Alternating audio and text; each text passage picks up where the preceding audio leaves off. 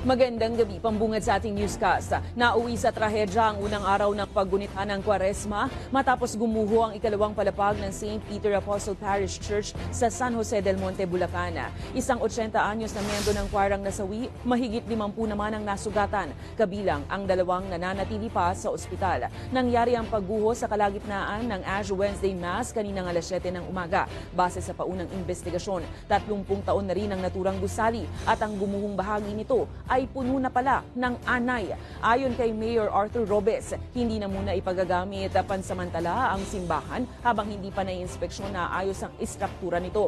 Pinapasilip na rin ngayon ng alkalde ang lahat ng gusali sa kanilang lungsod na may kalumaan na, katulad ng mga pampublikong paaralan at iba pang simbahan. Yung talagang medyo malaki yung tama, yung si Lola nga na 82. Saka itong si 49 years old na aming lay minister na nabali yung kanyang kamay na kailangan siya opere. At saka ito nga si Lolang nasawi. No? Pero the rest ay ano lang, yung mga galos lang, mga sugat lang.